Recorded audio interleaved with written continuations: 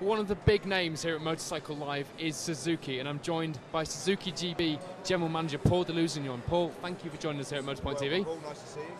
So many people here, and you've also got one of the big stories as well with this new adventure tourer. Yes, we do. We're delighted to have the V-Strom 1000 concept bike in the UK for the first time, a really important model for the UK market. And I'm delighted to confirm that the factory have told us they will be bringing this to our 2014 range, so not too far away for our customers. And the bike we see here today is really very close to the finished article. So when everybody's coming to see the show, look at the bike, they can really look forward to this arriving. Well, everyone seems to be talking about it, which is great. And as a brand, Suzuki is doing what it does best, isn't it? Offering value for money and also offering innovations and bringing new things to the market as well. Yes, indeed. It's important for us to give our customers value for money, but of course also try and bring new products to the market as well. So with our V-Strom 1000, this is a bike with a new engine, new frame, completely new styling. But as you'll also see, it echoes back to some of our past, and the DR Big that we also see on the stand come out in 1988-89.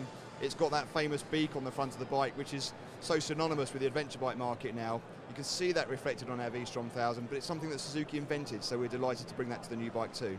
We've talked about this elsewhere today at the show, but the adventure market has become so cool, hasn't it? The image is there now, isn't it, to match the volume in production?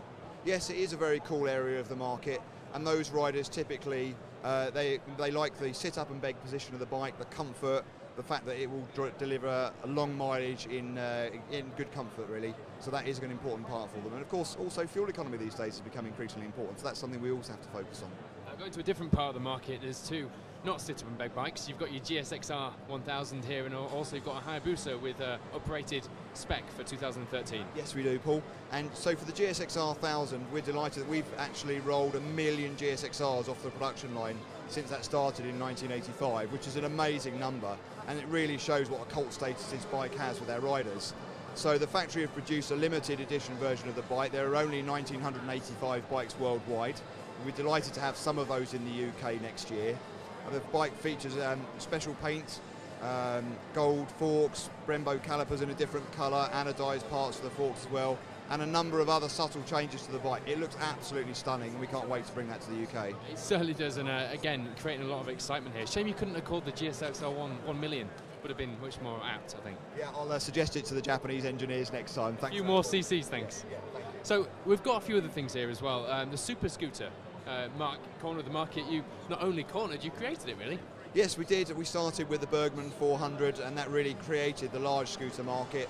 Now we have the Bergman 650, which in itself has been running for 10 years. We have an updated version of that bike now. It's got refined bodywork, so the styling's more sharp. Fuel economy is improved by 15%, really important in this sector of the market for people particularly who are commuting. And the transmission's also had quite a lot of the drag taken out of it, and that means that the bike's not only more efficient but easier to move around when you're parking and manoeuvring it. And these bikes are used typically for people for long distance commuting, but also for touring, and many of our customers come here, particularly husband and wife teams will come. They enjoy the great luggage space of the bike and the comfort it gives them too. There's been a lot of talk of these new licensing categories which are coming into place early next year. Yes. How have they impacted on Suzuki, and how have you managed to, if you like, shoehorn your range into these new categories that the government are putting out? Well, it's certainly been challenging to have the new categories coming along, but we have probably 10 bikes in our range that licence holders with an A2 licence will be able to ride. What we expect to do is take some existing models in our range. We can provide a restrictor kit that's available for that bike, so customers will be able to restrict their bike so they can ride it on that new licence. When they then qualify for their higher part of the licence, they can have the restrictor kit removed and carry on riding. So again, it offers great value for customers. No need to buy two bikes, buy the one, have it restricted to the appropriate size, and then move on afterwards. So right back to your brand concepts as well. Now behind me is a pretty interesting single-cylinder off-road bike. It's aptly named the DR Big. Yeah. I like to think of it as a Dr. Big, if that's okay. Yes, indeed. Tell us a bit about that. Yeah. So this is one of our customers' bikes. He's a Suzuki enthusiast, and he's kindly loaned us it for the show. And the thing that we really like about this bike is here, because of the styling, is what inspired our new V-Strom 1000, and also showed our intent in the adventure market many, many years ago. But it's just nice to have something that shows some of the Suzuki heritage.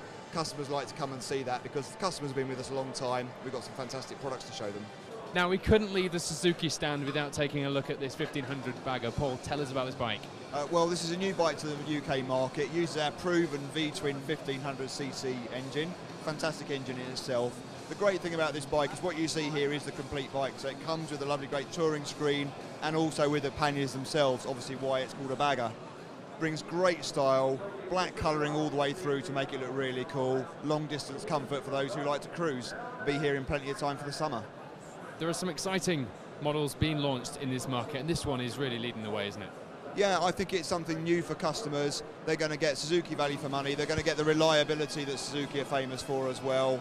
And I think that's really important to those people who want to get the bike out and spend their time out on the road and actually enjoying the wind in their hair, as it were.